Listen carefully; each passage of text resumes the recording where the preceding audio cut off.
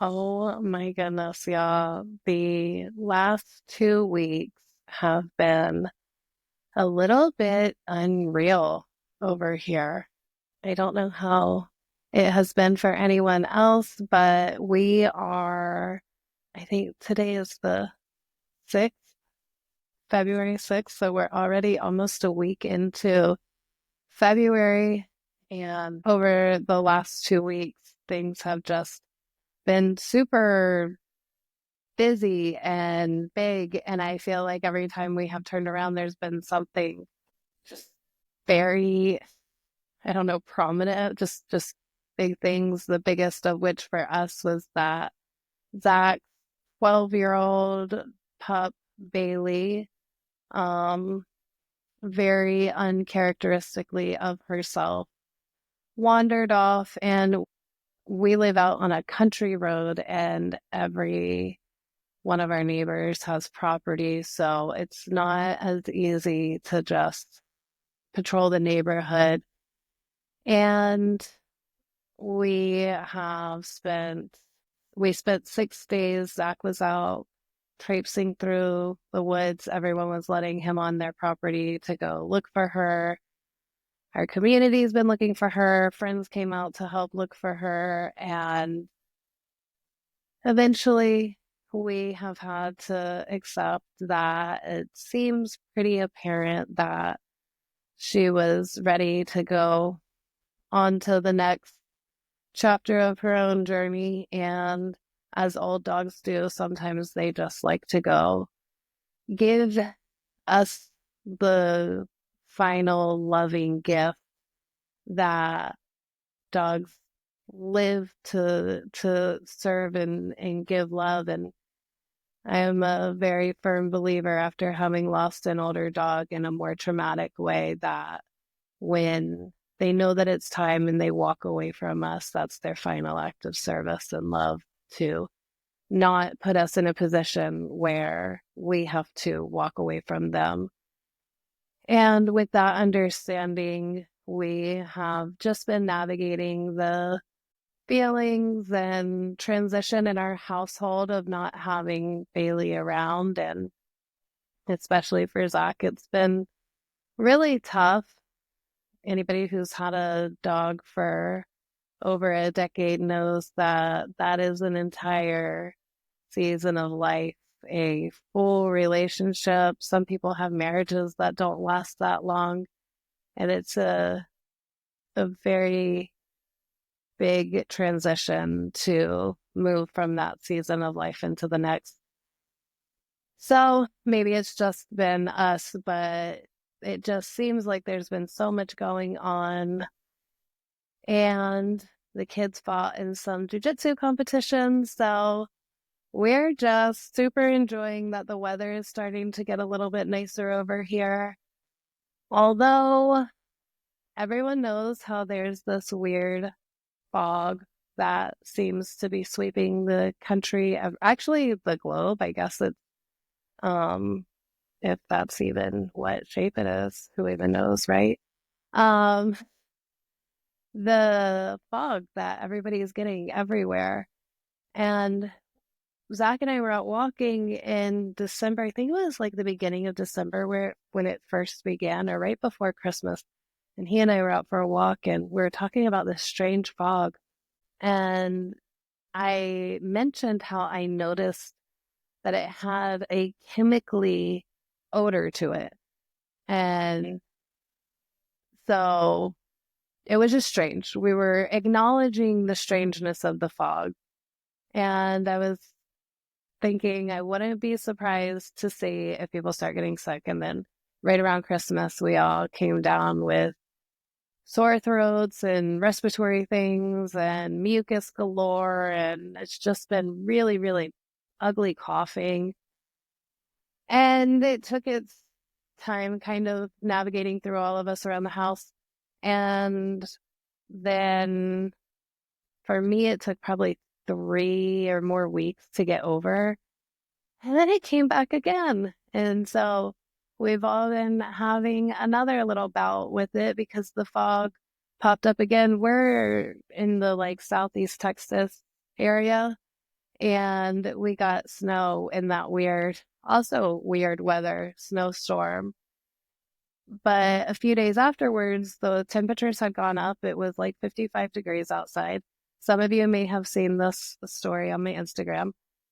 And it was nighttime and it was raining, and I was standing at the back door with the light on, and the way the light was shining into the rain, you could see what was rain and these like dusty flecks floating around that looked like snow flurries, but it was definitely way too warm for it to be. There was absolutely no chance it was snowing. And so then that was when the second round of respiratory things kicked up. And I've been seeing lots of information about this on social media. People are talking about, I guess, in Florida, there's allegedly been a lab that has tested the fog and found parasites. And I say allegedly because I've done zero research into it, but I wouldn't put it past them. So I buy it. But also it doesn't really matter in my perspective. So I don't get too caught up in it all. So, Megan, why are you telling us all of this? The point is that I have seen a lot of comments, especially on posts and in conversations regarding this fog and the weather and the fear of another pandemic type event. And I've also had messages and conversations myself. And one of the remarks that I've seen a lot is just, I don't know what to trust anymore. I don't know who to trust. I do not know where to get my information. And people are truly just at a loss because, like I said, allegedly they've tested this fog and found parasites or bacteria or something in it, but who knows what to trust anymore? And so for me, the reason that I come to the deduction that it really doesn't matter is because as much as that can be true, there is also an equal amount of space where that can not be true as well. And because I am not going to test the fog and I am not going to definitively know the answer to that for myself, because I am not choosing to put myself into that action. If I cared enough to know what was in the fog, I could send a sample to a lab and pay somebody to test it for me. Easy enough. But I don't choose to put my energy into that because ultimately it doesn't matter. If it's happening, it's happening, and it's already happening, and I'm already living in it. So here we are. And if it's not happening, then I don't need to worry about it anyway. And with each changing moment, I try and remain in this place of I'm going to focus on what I can control and what is important to me to control. But of course, we still have to live in this world, right? Like, it's easy to say conceptually that on some quantum spiritual scale somewhere, yeah, none of it actually matters. But at the same time, it kind of does matter because we are incarnated here into this moment in time and we are having to experience it. So at this place, we choose what matters. And the only way that we can do that is by trusting ourselves. When there are no trustworthy and reliable external resources, you have to trust yourself. And we absolutely love and prefer to outsource all of our thinking. If it's something we have to really sit with, face some uncomfortable things and navigate some confusing concepts, it is so much better to outsource it. We outsource it to our parents. We outsource it to our spouse. We outsource it at some point, usually also our children. We will outsource it to our friends and our peer groups and our neighbors and our politicians and our preachers and all of these other things, our life coaches and whoever. We will outsource everything and put our trust into that space, that entity, that organization, that person, and allow them to guide us and navigate us. But when you find yourself in a position that so many of us are finding ourselves in these days, that there is not a whole lot out there to trust, then you have to turn in. It's like being inside of a nightmare where every person you go up to and ask for help, somehow like the mask comes off and they turn on you. And in that space, what I imagine I would do is I would just have to stop and look inside of myself and go, what is this place that I'm in? Why is it that every single person that I'm going to for help, I'm lost, I'm confused, I don't know where I'm at or what I'm doing or what's going on, which is like a whole lot of how we feel being in this human experience doing life. And I don't know who to trust. And then at that point, you literally just have to stop, pause everything, tune into yourself, and follow your own internal guidance system and truly just listen to yourself, but trust yourself enough to know that whatever answers you find in there are the correct answers. And I know you're like, okay, so how do I trust myself? And that's the same way as with the way that we develop trust with anyone else.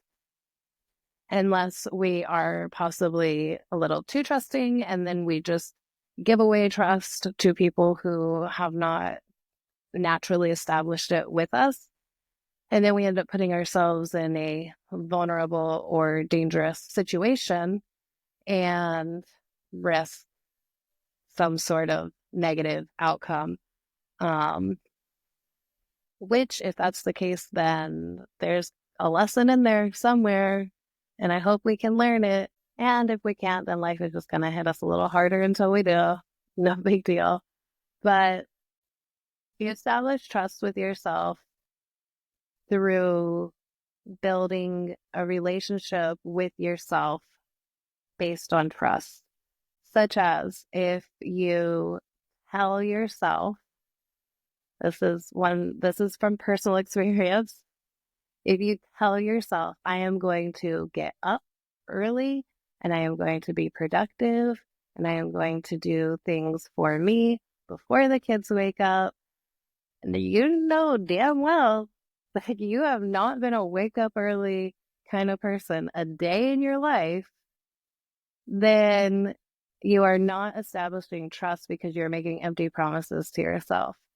And we don't always think about doing that to ourselves because like we know that we can do it to other people because they don't know what's actually in our minds. But how can we do that to ourselves if we know what's actually in our minds? And that is the degree to which we can actually lie to ourselves. And when we lie to ourselves, the other part that was lied to also knows that. And so I was wanting to establish certain routines for myself, and I was trying to follow the guidance in creating those routines, which the large majority of morning routines are, the advice is to wake up early and have that your personal time in the morning, which I absolutely love morning time. And every time I am awake early in the morning, I'm like, why can't I do this more often? But I'm this is something I've had to accept about myself, that my human design has made more acceptable to me, is like I'm literally just not designed to be an early riser and hit the ground running. As a projector, I am actually designed to have a slow morning and get all of my sleep out as best as I can and take it easy in my morning. And that was kind of the opposite of what I was trying to force myself to do. So once I became honest with myself about the truth of the fact that I'm just not that person, and I have tried, and when I tried, I didn't really do it, which means I don't really want to do it. So I'm just going to give myself permission to do mornings the way that I actually want to do them. And when I did that, I began to trust myself more. That when I was making decisions for myself and establishing expectations of myself, that I was then able to trust myself that these are things that I can actually live up to. I'm not setting myself up for failure and then to feel like a failure and continue, going through this whole mental torture cycle with myself of how I'm always such a failure at all the things I try to do. And I'm not. I was just trying to do them the wrong way. And so, hands down, one of my favorite aspects of human design, where it truly validated to me a lot of how I am designed, which, as I understand it, that's why projectors love the system, because the system of the world is designed for generators and manifestors and manifesting generators, I believe. Maybe not manifestors. I don't know. I'm not an expert. Yeah, I might get there. But it's sure as heck not designed for projectors because we move slow, we don't initiate, we don't tackle things. We are meant to just flow with it. So, for you, what are the ways that you are damaging your trust within yourself? Because obviously that's going to look different for all of us. And that is your practice. That is my practice. It's all of our practice when we're trying to establish trust with ourselves. And because we know who we are, it's actually really not that difficult. Um, I know who I am at my core and I know what my intentions are. And my intentions are not to create havoc for myself. My intentions are to create peace for myself in my environment. And so the way that I show up for myself has a huge impact on how much I can trust my own guidance system, right? Because my guidance system is what is establishing the experiences that I'm having, such as my routines. And then once you start putting it into action in little ways, then you can start expanding into bigger ways. And as you establish more trust in yourself, compounded by developing clarity and understanding and knowing within yourself, you begin to be able to more easily navigate the external world as well, because you are tuned into your discernment.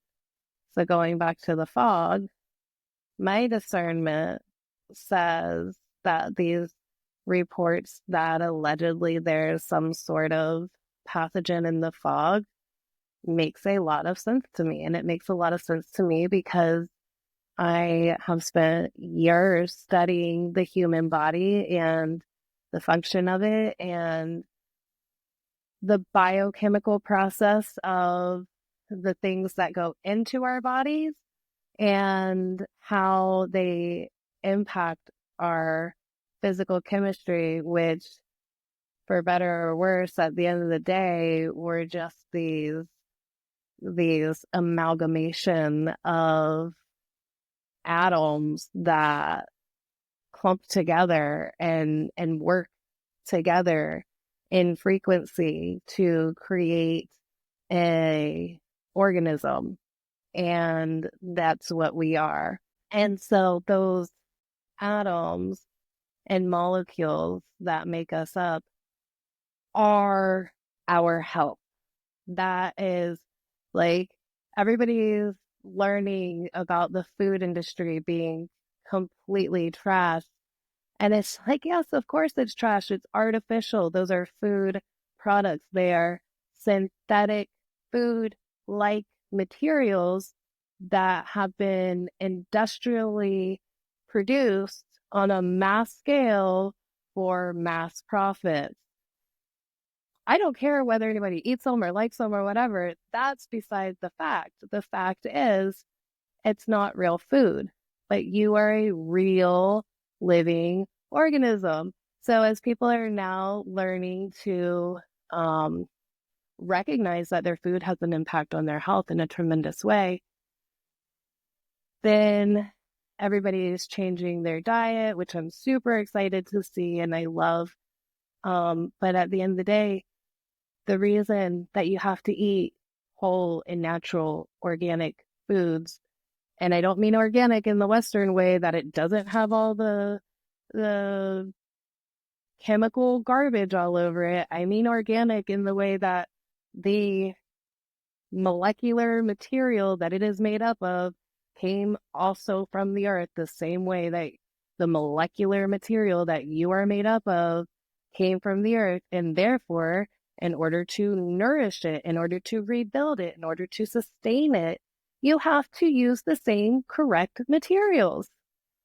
And synthetic anything is not the correct material. So synthetic and artificial food, synthetic and artificial drugs, the prescription medicines are all made out of petroleum, which I mean is still an organic material, but not one that we need to build our bodies out of.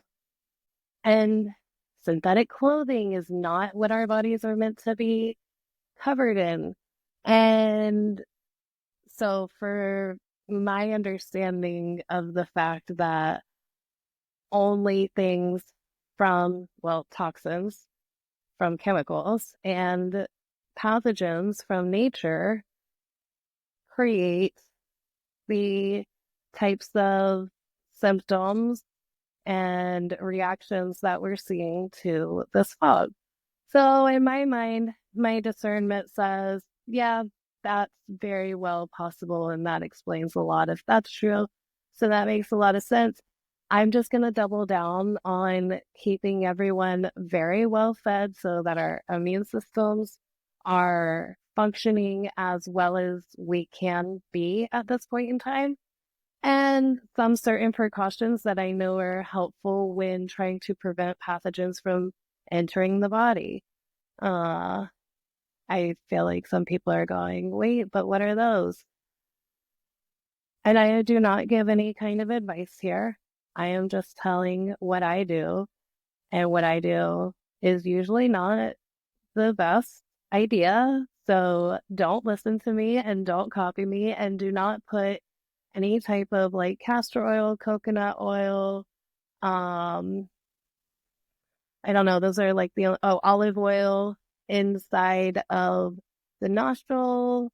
Do not stick any on your finger and just kind of moisten the mucous membranes to help prevent pathogens that enter through the nostrils to be able to get deeper into the body. That's super weird and I would never recommend that. I also do not think it's a good idea to put diluted hydrogen peroxide into a nasal sprayer bottle diluted with distilled or RO water and clean your nasal passages. Not at the same time of not doing the oil though. Make sure B comes before A. And I also would not recommend that if you do find yourself with a sore throat, if you sprayed that solution directly into the back of your throat with the nasal sprayer, I don't think that that would help. So anyway, sorry, I didn't mean to go on that little rant, but coming back to the whole purpose of our chat here today, we live in a world where it's impossible to discern what is what. And some of you are going, I have no idea what is what right now because I have no idea what you just said. Like, what? And that's the whole point. Use your discernment. If I sound absolutely insane, then turn off the podcast and go, that girl is crazy. If it resonates with you, and if your internal guidance system says, wait, I think I want to keep listening to her so that I know what not to do, then keep listening and listen to yourself. You have that exact same sensation, whatever that is in your body, in your emotions, in your mind, whatever your verbal response or reaction to something is, it's always present.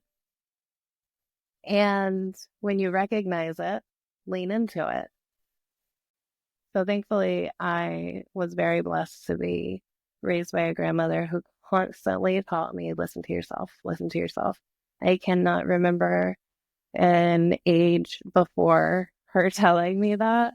I can't remember a period of life where she stopped telling me. I know that was something that, as a cosmic gift, I was given that guidepost to always listen to myself. And the meaning of what she was telling me has evolved as I've grown. And I have come to understand that what she was teaching me was truly much deeper than just listen to your gut.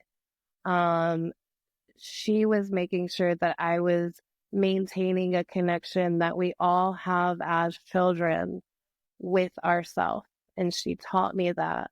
And she gave me that gift that I have looked on every previous part of life as I have grown. And I've looked back and I've looked back and I've looked back. And I'm like, God, I'm so glad that I have always been able to listen to myself.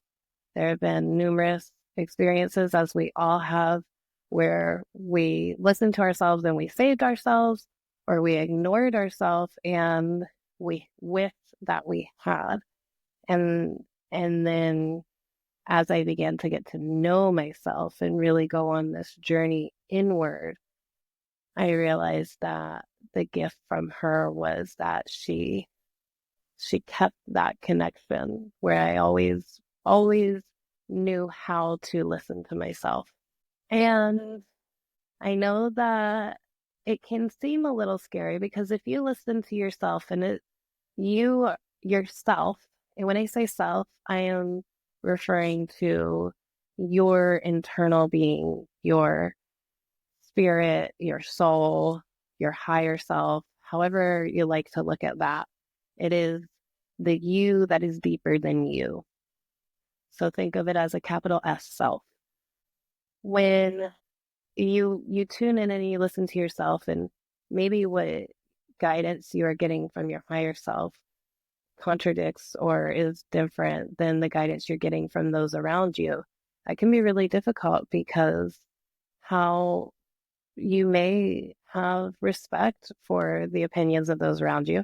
You may not. That's a good sign or a good indicator of what you should listen to. It may be alienating, or you may be guided specifically towards a decision or action that those other people are not happy with, that can really upset others. And that's a difficult place to be in. And so this is the journey, friends. Navigating, balancing, and truly trying to align each individual self on their correct path as we navigate this collective life experience that we share with one another.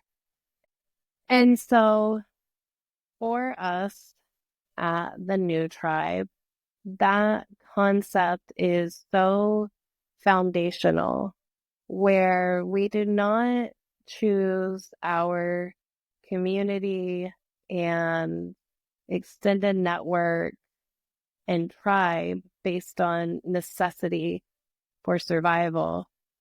But in this world that is vastly different than the one our ancestors lived in, our tribe has to be built and created around those who we can symbiotically support one another and recognize that we are each on our own individual paths and we are choosing to do them closely side by side or in community with one another and be supportive and receive support.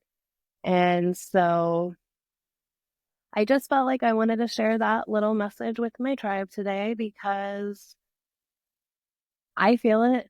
I feel it. I keep seeing it a lot. And someone asked me the other day, and he just was like, who do you trust? I don't know what to trust anymore. And so, as my very wonderful and fabulous grandmother, Charlene, has taught me for many, many years, listen to yourself. And as always, my friends, go with love.